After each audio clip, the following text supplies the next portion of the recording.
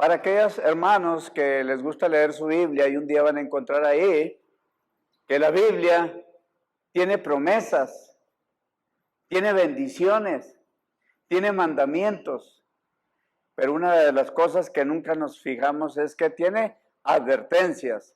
La Biblia tiene advertencias, hermanos, y esas advertencias necesitamos leerlas. Necesitamos aprender cuáles son esas advertencias que la palabra de Dios dice. En el libro de Hebreos vamos a encontrar 5 advertencias para nosotros los creyentes, para nosotros los cristianos. No son para los inconversos, es para nosotros. Y hoy voy a hablar de la primera advertencia que la palabra de Dios dice. Voy a estar con la ayuda de Dios, si Dios me lo permite, estar predicando estas 5 advertencias, pero hoy voy a empezar con la primera advertencia. Y bueno, nos dice que las 5 advertencias que hay en este libro hermoso de la Escritura, que podemos dividir en 2 partes, porque una parte habla de la parte doctrinal, donde trata de mostrar que Cristo es superior a los profetas. Cristo es superior a los ángeles y Cristo es superior a Moisés y a toda la ley. A todo el tiempo del sacerdocio de Aarón y al antiguo pacto. Cristo es superior a todo, hermanos, a todo. Escúchelo bien, a todo, hermano. No hay nada, hermanos, superior a Cristo. Nada hay, nada. Solo Cristo. Y en una forma alternada a la enseñanza del apóstol Pablo, nos da 5 advertencias muy solemnes que pueden apelar al corazón y que pueden hablarle de los peligros de la vida cristiana. Estas advertencias han sido muchas veces mal interpretadas, hermanos. Pero queremos sacar y extraer de ellas el mensaje que Dios tiene para el día de hoy. Y estas advertencias quizás no son muy estudiadas y algunos hablan de que la salvación puede perderse. Hermano, la Biblia no enseña eso. La Biblia enseña que la salvación no se pierde. Y dice la Biblia en el Evangelio de Juan, lo que mi Padre me dio, no hay quien me lo arrebate de mi mano. Esa es nuestra seguridad de la salvación. Y bueno, hermanos, algunos han perdido el centro del mensaje, por eso me gustaría que a través de estas 5 advertencias tengamos un corazón abierto para que Dios pueda ministrar a nuestros corazones. Y la primera advertencia que vamos a encontrar está ahí en el capítulo 2 y vamos a titularla No te deslices. No te deslices.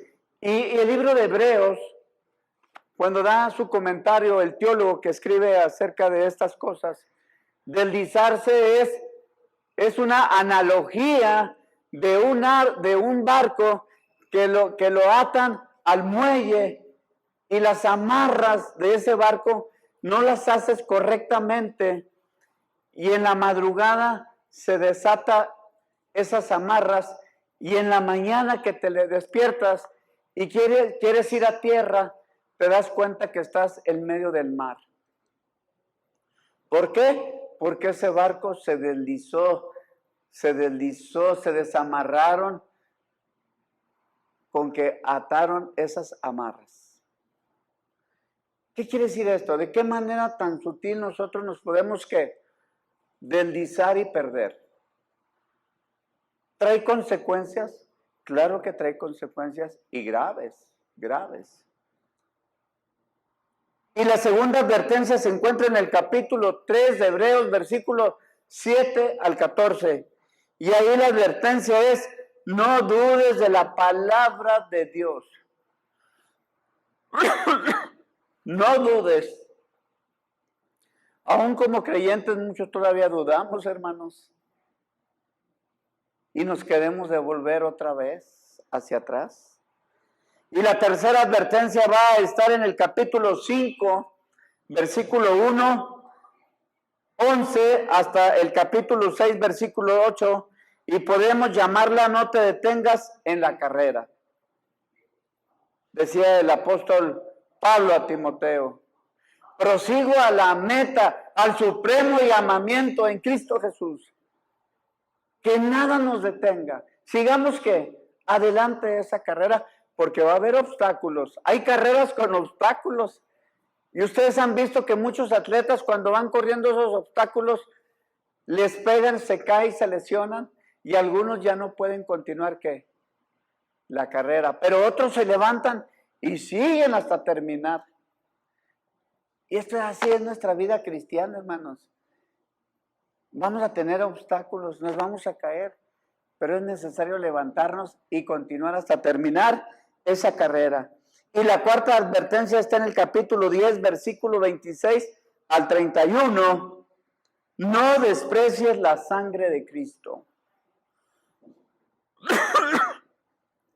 La última y quinta advertencia está en el capítulo 12, versículo 15 al 25. Y dice, no deseches al que habla. Nosotros, los creyentes, cuando vamos a predicar, mucha gente desecha ¿a quién? A Cristo. A mí no me desecha, hermano. Si no quiere escuchar lo que yo traigo para que escuche la palabra de Dios, no es a mí. Es a Cristo el que está desechando. Y a través de estas 5 advertencias vamos a ver cómo en una forma cada vez más dura el apóstol va hablando en una forma exhaustiva. Y pareciera que al principio va a hablar de un simple desliz, pero al último dice que va pisoteando la sangre de Cristo. Empezamos de una manera tan simple que no nos damos cuenta hasta que estamos pisoteando la sangre de Cristo. Y es una advertencia que viene aumentando en el tono y en la exhortación.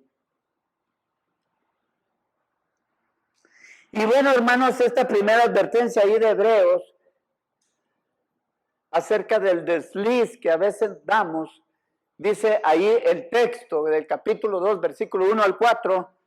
Por favor, ayúdenme, hermanitos, hermana. Por tanto, es necesario que con más diligencia atendamos a las cosas que hemos oído, no sea que nos deslicemos. Porque si la palabra dicha por medio de los ángeles fue firme y toda transgresión y desobediencia recibió justa retribución, ¿cómo escaparemos nosotros si descuidamos una salvación tan grande, la cual, habiendo sido anunciada primeramente por el Señor, nos fue confirmada por los que oyeron, testificando Dios juntamente con ellos, con señales y prodigios y diversos milagros y repartimientos del Espíritu Santo según su voluntad? Dice y comienza el texto, por tanto. Ay, hermanos, yo le doy muchas gracias a Dios por mis maestros que tuve cuando yo estudiaba primaria. Porque todos estos, cuando yo los veo y voy a la gramática de Larousse, me vuelve a recordar mis maestros que me enseñaron, por tanto significa ir a lo primero. Y cuando le repasamos la gramática, hermanos, por eso a veces muchas cosas no entendemos en la palabra de Dios, porque no estudiamos, hermanos, no estudiamos la gramática. Nosotros los que ya estamos de la tercera generación, de esta edad senil ya, tuvimos maestros de gramática, muy bonita gramática, ¿verdad? Y nos enseñaban adjetivos, sustantivos, una gramática completa. Dice, por tanto, nos está diciendo, vayan al principio del capítulo 1. Dice, por tanto, es necesario que con más diligencia atendamos a las cosas que hemos oído, no sea que nos deslicemos. Por tanto, dice, atendamos. Es necesario. No está diciendo, si quieres, Irene, si quieres, hazlo. Si no quieres, no. Dice que es necesario. para bien mío, que atendamos con diligencia lo que Dios dice en su palabra. Creemos que no va a pasar ¿qué? Que no va a pasar nada, hermano, pero dice la palabra de Dios que si a los ángeles no les perdonó, ¿qué será para nosotros, hermanos? ¿Cómo nos irá a ir? Hermanos, porque hemos sido desobedientes a la palabra de Dios.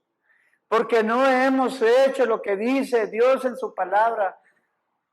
Y por eso a veces nos deslizamos y nos damos una santa resbalada, hermanas, que no podemos ya levantarnos de ese desliz. ¿Cómo escaparemos nosotros si descuidamos una salvación tan grande, la cual, habiendo sido anunciada primeramente por el Señor, nos fue confirmada por los que oyeron?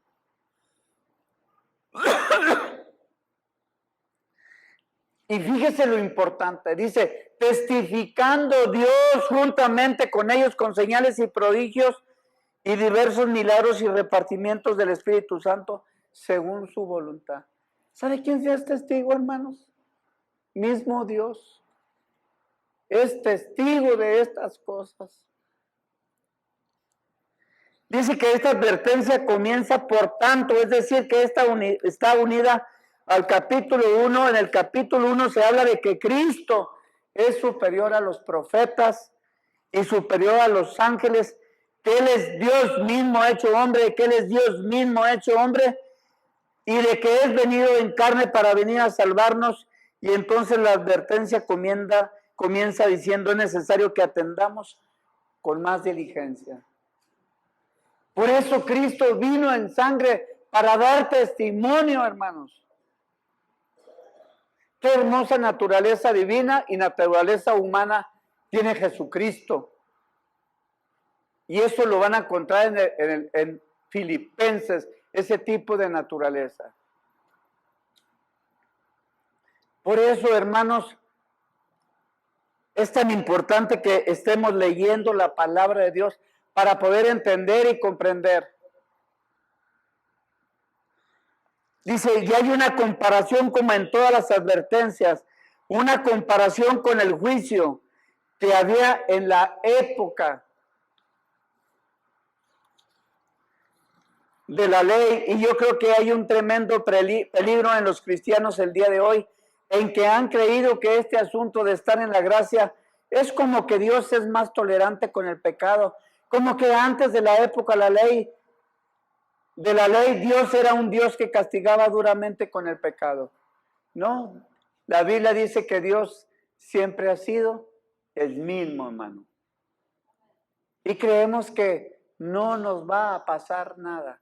No, hermanos. Dice que nadie puede burlarse de Dios. Y Dios es fuego consumidor, hermanos. Recuerden. A veces pensamos, ya tengo muchos años haciendo lo mismo y me he portado mal y no pasa nada, dice la gente. Pues ese tiempo que no te ha pasado nada es porque Dios te está dando una oportunidad de que te vuelvas a Cristo, hermano, y no lo ves por la ceguera espiritual que tienes en tu corazón. Y Dios está esperando que tú retomes, hermano, esa situación. En aquel tiempo, si la mujer cometía un adulterio, ¿qué pasaba? Ahora la mataban. ¿Ahora la matan? No la matan. A veces hasta la premian. ¿Sí? El que robaba le amputaban las manos o lo mataban. Hoy no sucede así, hermanos. Dice, y la encontraban, era apedreada, y hoy no es así, y entonces el pensamiento lógico es así. ¿Cuál es tu pensamiento? Hoy Dios es más tolerante con el pecado, antes era más estricto y no pasaba nada. No, hermano, es que Dios nos está dando ¿qué? Una oportunidad, y Él quiere, hermanos, Él quiere que nos volvamos a Él. Que vengamos con un corazón contrito y humillado y pidamos perdón. Y bueno, hermanos, dice que este pensamiento se ha metido en la iglesia y el apóstol va a combatir este pensamiento y él va a decir, cuidado porque no es así. Hoy la gente, hermanos, por eso en las iglesias hoy de este tiempo, habemos mucho que nos estamos portando muy mal en la iglesia, porque creemos que no pasa que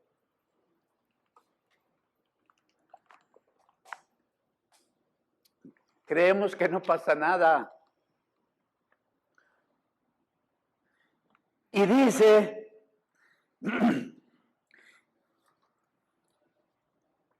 que en aquel tiempo dio una justa retribución. Como piensas que nosotros no podemos escapar si tenemos privilegios tan grandes, también tenemos una responsabilidad tan grande y por eso en aquel tiempo no escaparon del juicio de Dios. Pero como que no nos hace comezón por ahí, ¿verdad? Seguimos y seguimos pecando, seguimos y seguimos haciendo todo lo contrario a lo que Dios dice. Y bueno, la pregunta que hace el apóstol, ¿cómo escaparemos nosotros si descuidamos una salvación tan grande? ¿Cómo escaparemos, hermanos?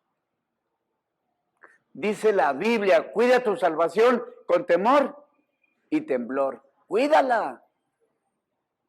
Hermanos, y lo sabemos, pero ¿sabe qué? No lo llevamos, no lo practicamos.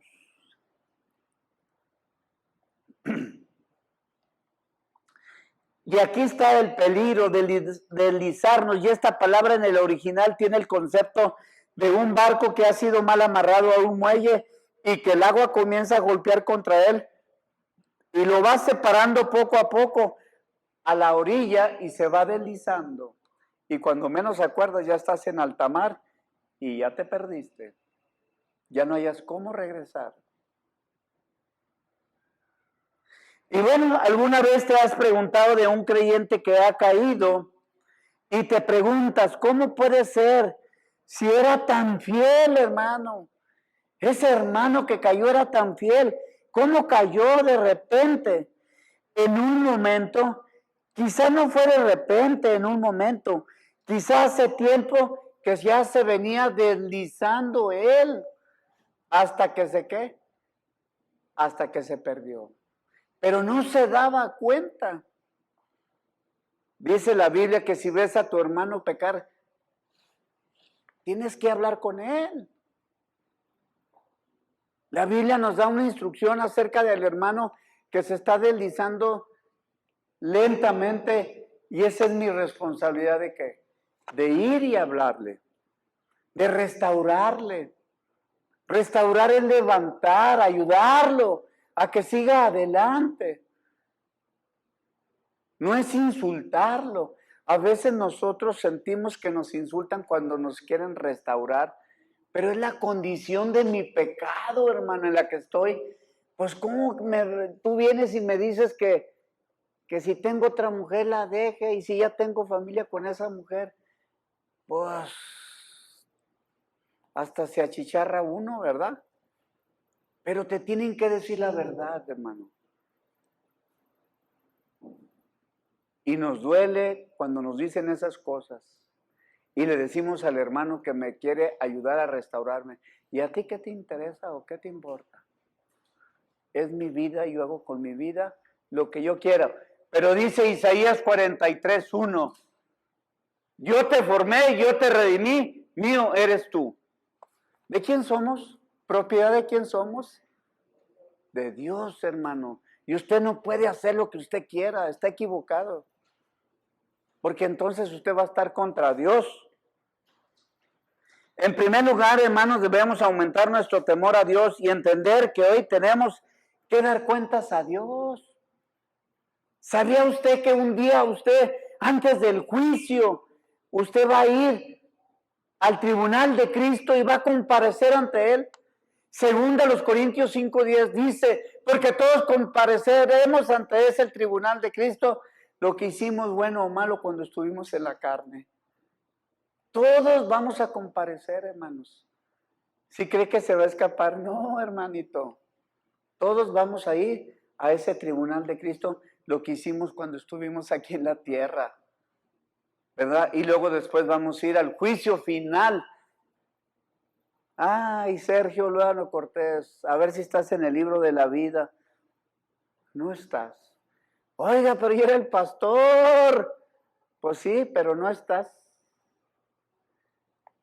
¿Cómo la ven? Yo creí, pero mi vida delante de Dios no fue la correcta. Y entonces Dios no me tiene anotado en el libro de la vida. No me tiene. En el libro de Hebreos vamos a encontrar muchas menciones acerca del tribunal de Cristo. Y nunca aparece este nombre, el tribunal de Cristo, porque esta es una expresión romana. ¿Sí? Y les está escribiendo a los judíos, pero si se habla del juicio de Dios. Por eso les decía, es para los creyentes, es para los cristianos esta carta. Constantemente en el libro está el concepto del juicio de Dios. Mire, Hebreos 4:13 dice, y no hay cosa creada que no sea manifiesta en su presencia. Para Dios no hay nada que esté oculto, hermanos. Todo está manifestado, Dios todo lo sabe. Antes bien, todas las cosas están desnudas y abiertas a los ojos de aquel a quien tenemos que dar cuentas. ¿En dónde nos podremos esconder que no nos vea Dios o que no sepa Dios, hermanos? No hay lugar donde usted se pueda esconder delante de Dios. Un día tenemos que dar cuenta ante Dios y en el libro de Hebreos vamos a escuchar al apóstol aumentar el tono de esa advertencia hasta llegar al punto en que va a decir que Dios dijo, el juicio va a comenzar por la casa de Dios. Y nosotros somos esa casa de Dios. ¿Por dónde va a empezar? Por nosotros, hermanos. ¿Sí? Y dice la Biblia, horrenda cosa es caer en manos de un Dios vivo y nuestro Dios es fuego consumidor. Y todos estos textos tan severos están escritos a creyentes que quizás han mal interpretado el concepto de la gracia. Es que ya vivimos en el tiempo de la gracia, si peco Dios me perdona. Ay, échale otra chévere. Ay, tráete a las muchachas. No, hermanos, estamos en un error. Y estos conceptos no llevan a aumentar el temor a Dios. Hemos dejado de tener temor a Dios. Y dice la Biblia que el temor a Dios es el principio ¿de qué? De la sabiduría. No somos sabios, hermanos, porque hemos dejado el temor a Dios y todo nos vale. Y decir, ay, el pastor echa su rollo, ¿verdad? Sí, pero la vida cristiana hoy me ha enseñado que si yo dependo de Dios, Dios siempre estará conmigo en todos sus aspectos. Una dependencia total a Dios, siempre estaremos bendecidos, hermanos. Siempre. El temor es necesario en la vida, porque si tenemos temor nos da seguridad y el temor nos aparta del mal. La falta de temor, hermanos, es el peligro. Cuando uno no tiene temor, no tiene el cuidado que a veces nos protege de caer, por ejemplo. ¿Se acuerdan cuando ustedes eran chicos? Le teníamos miedo a la mamá más que al papá. ¿Por qué, hermanos? Y nos queríamos tantito desviar.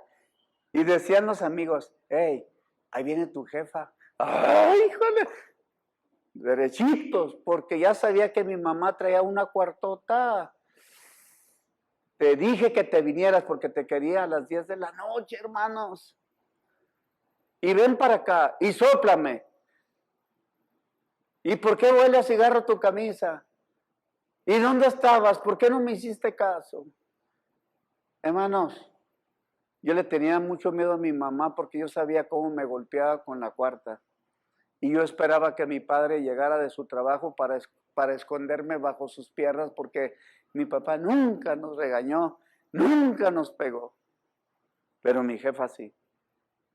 Ahorita tiene 90 años mi mamá y todavía me dice hasta de qué me voy a morir. porque duro tiempo sin verla, hermanos. Mi hijo, ahora sí ya le dieron ganas de venir y ya sabrán lo demás, hermano. Dice que hay creyentes que parece que andan en el límite de la vida cristiana. Andamos en la orillita, hermano, pisando el peligro. Y se acercan tanto al pecado porque no hay temor. Y por eso el autor les dice, cuidado si la palabra dicha por los ángeles fue firme y alguien que no obedecía recibía justa retribución. ¿Cómo escaparemos nosotros de la justa retribución? Dios va a juzgar a estas personas y va a haber justicia en ese tribunal de Cristo. Sí, Dios me va a llamar a cuentas y va a decir, ¿qué pasó con tu familia? Yo soy el sacerdote de mi casa y cada varón que estamos aquí, como Día del Padre, nuestra obligación es llevarlos a los pies de Cristo. Porque yo voy a dar cuentas a Dios, ¿por quién? Por mi esposa y por mis hijos que no se convirtieron al Evangelio. Eso Dios me lo va a demandar a mí como papá. Yo soy el sacerdote de mi casa y yo tengo la obligación de hablar de Cristo, hermanos. Poner el dedo en la llaga hasta que ellos vengan a los pies de Cristo. Porque Dios me lo va a demandar. Porque voy a recibir una justa retribución. Y Dios es justo y me va a dar lo que yo merezco. Hermano, yo no quiero eso. Y así como dice, yo tengo doble advertencia, porque como pastor de la iglesia me dice que yo voy a dar cuentas por quién. Ustedes no van a dar cuentas por mí, pero yo sí voy a dar cuentas a Dios por quién. Por la iglesia, porque eso me lo demanda el libro de Hebreos. Y a mí me va a mandar una demanda. Dios, ¿qué hice con la iglesia que Él me dio?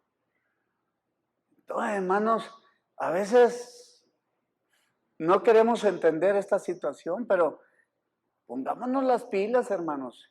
Y con un amor que el Señor nos ha dado, hablarle a nuestra esposa, a nuestros hijos. Por su bien de ellos.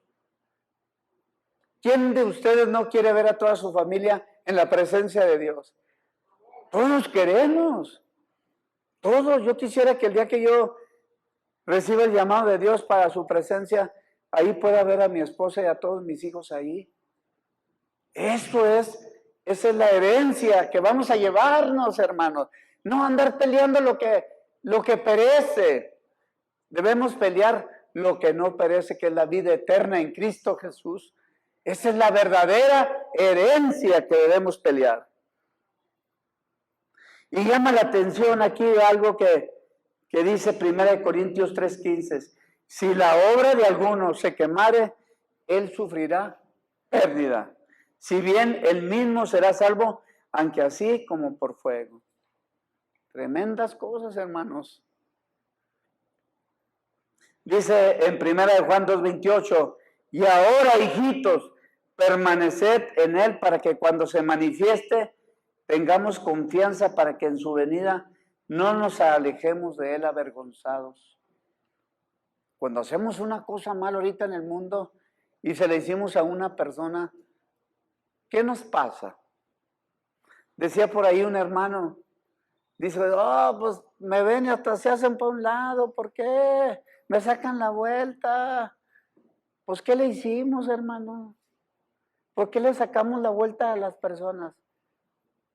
Porque algo hicimos mal, algo hicimos.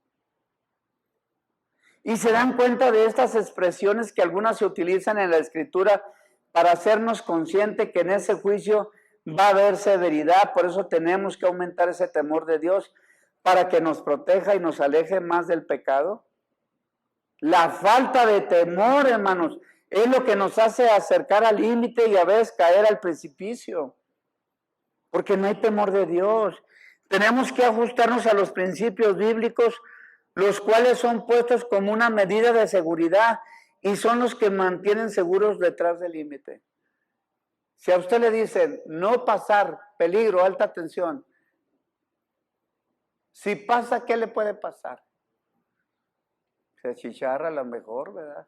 Pero ya hay una advertencia, hay un amarillo con franjas negras ahí que dice, cuidado, no pasar.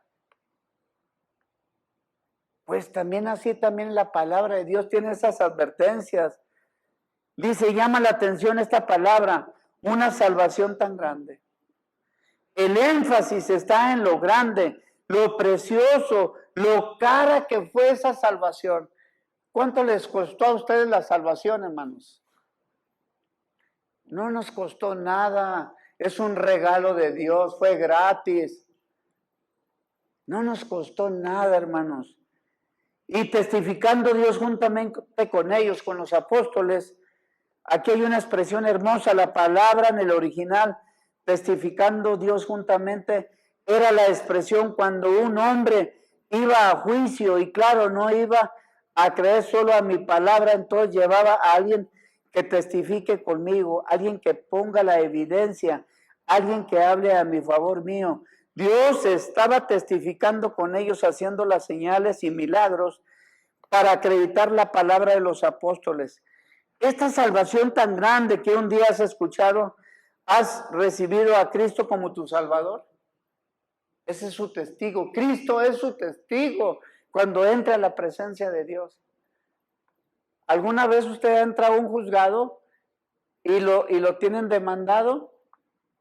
Y le dicen, los testigos del acusado, ¿dónde están? Aquí estamos. Y ahí ustedes testifican a favor o en contra, ¿verdad? Pues dice la Biblia que el que va a testificar a favor nuestro, ¿quién es? Jesucristo, hermano. Y Él da testimonio ¿de quién? De nosotros. Sí, Él va a dar testimonio de nosotros si realmente hemos sido hijos de Dios. Dice ahí el capítulo 2, versículo 9, pero vemos aquel que fue hecho un poco menor que los ángeles, a Jesús coronado de gloria y de honra a causa del padecimiento de la muerte, para que por la gracia de Dios gustase la muerte por todos. Aquí está el hermano, miren, y lo van a sentenciar a 30 años de prisión. ¿Quién quiere pagar por él? ¿Quién de ustedes querría pagar por mí esos 30 años de cárcel? Nadie. Pero una persona que pagó por mí y gratis, hermanos, y la pagó en la cruz del Calvario, entregando su vida por cada uno de nosotros, por todo el mundo, pagó Cristo para tener el perdón de pecados. Dice en el libro de Hebreos 2:14, así que cuando los hijos participaron de carne y sangre, Él también participó de lo mismo para destruir por medio de la muerte al que tenía el imperio de la muerte, esto es, al diablo, y librar a todos los que por el temor de la muerte estaban durante toda la vida sujetos a servidumbre. Hoy mucha gente, aún cristiana, tiene miedo a la muerte. Les ha faltado esa seguridad que ya alguien pagó por eso. Hermanos, la palabra de Dios enseña que juntamente con Cristo resucitaremos en su muerte. ¿Cuál es el temor? Si Dios nos ha dado una promesa de que vamos a resucitar. Cuando llevaron a Lázaro, ya tenía 4 días de muerto, no olía, dice que gedía, apestaba. Y le protestan las hermanas de Lázaro y le dicen al Señor, pero es que si hubieras venido con más tiempo, no se había muerto mi hermano. Tu hermano vive. Ah, sí, ya sé que va a vivir. Tu hermano vive. Y lo resucitó. ¿Para qué lo resucitó? Para volver a morir. Cristo resucitó y aún vive. Cristo no ha muerto. Dice la Biblia que Cristo tuvo que tomar ese sabor amargo de la muerte, el gusto, la copa. Y miren lo que dice en Juan 18:11, que Jesús entonces dijo a Pedro, mete tu espada en la vaina, la copa que el Padre me ha dado, no la he de beber. Era una copa de qué sabor, hermanos? Amarga. ¿Ustedes creen, si Cristo se hizo hombre como nosotros, tuvo esa naturaleza divina y humana y padecer por nosotros? ¿Ustedes no creen que no sabía lo que estaba haciendo? ¿Y sabía? Sí, hermanos. No le podemos decir, es que duele o no duele, porque Él también lo vivió. Dice que la Biblia, hermanos, en 1 Corintios 15, 55 al 57, ¿dónde está, oh muerte, tu aguijón y dónde, oh sepulcro, tu victoria? Ya que el aguijón de la muerte es el pecado y el poder del pecado la ley. Mas gracias sean dadas a Dios porque nos da la victoria por medio de nuestro Señor Jesucristo. Hoy me pica una abeja y me deja el aguijón, pero ya no me vuelve a asustar, porque esa abejita se va a morir. Así es la enseñanza.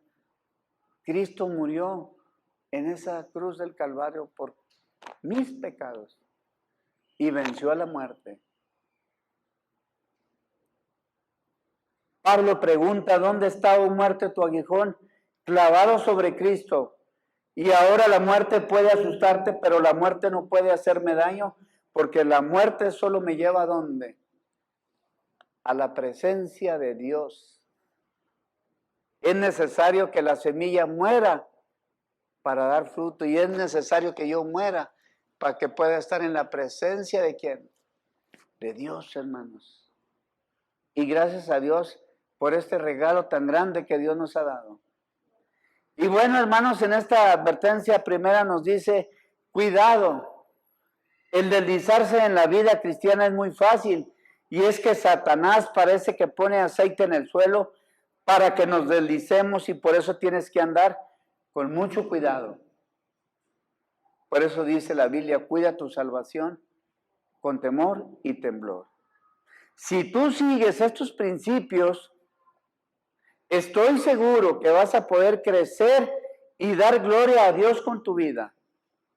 Y espero que Dios te bendiga y que el mensaje de la palabra de Dios pueda llevar fruto en tu corazón. Y tú seas ejemplo vivo para tus hijos, para tu esposa, en tu familia.